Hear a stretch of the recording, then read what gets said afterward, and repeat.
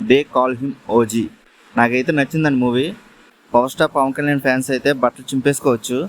ఇంకా movie story అయితే RDX container మీద ఉంటుంది. సింపుల్ స్టోరీ లైన్ అయినా మంచి గ్రిప్పింగ్ స్క్రీన్ ప్లేతో రాసుకున్నాడు సుజిత్.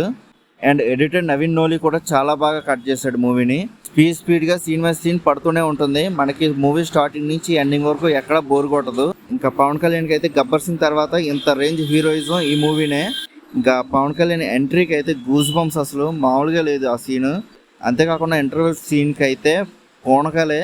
ఆ సీన్లో ఎలివేషన్స్ కానీ తమన్ బీజం కానీ మామూలుగా లేదు.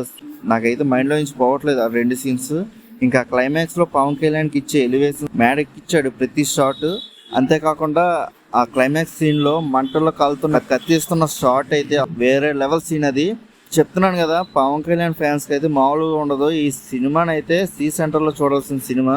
కొద్దిగా డిసప్పాయింట్మెంట్ ఏంటంటే మూవీ ఫస్ట్ హాఫ్లో పవన్ కళ్యాణ్ ఎంట్రీకి చాలా టైం పడుతుంది. అండ్ అంతేకాకుండా పవన్ కళ్యాణ్ ఫస్ట్ హాఫ్లో చాలా తక్కువసేపు స్క్రీన్ మీద కనిపిస్తూ ఉంటాడు. ఇంకా second half starting first 20 minutes మాత్రం ర్యాంపేజ్. అసలు సుజిత్ ఫ్యాన్ బాయ్ అనిపించుకున్నాడు ఈ మూవీతో. తమనే ఓఎస్టీ రిలీజ్ చేయకుండా ఉండాల్సింది యూట్యూబ్లో. డైరెక్ట్గా థియేటర్లో రిలీజ్ చేస్తుంటే విలన్కి మంచి హై ఇచ్చేది ప్రతి సీన్లో. కానీ కొద్ది రిలీజ్ చేయడం వల్ల మరీ అంత ఏం అనిపించలేదు. ఇంకా పవన్ కళ్యాణ్కి అయితే హైలైట్ ఇచ్చాడు బీజం. ఒక ఎమోషనల్ సీన్ దగ్గర వందే మాత్రం బీజం కొట్టాడు.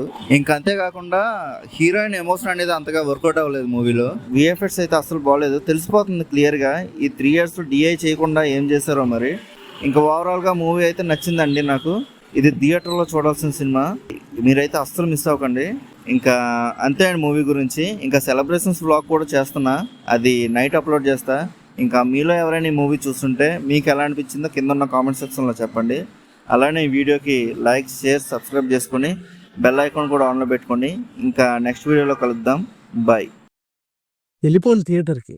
నేనేం చెప్తాను, ట్విట్టర్లో ఎవడైనా రాస్తాడు, పేపర్లు పట్టుకుని ఇంకోడేం మాట్లాడతాడు, ఇవన్నీ అనవసరం. థియేటర్కి వెళ్ళి కూర్చోండి. హై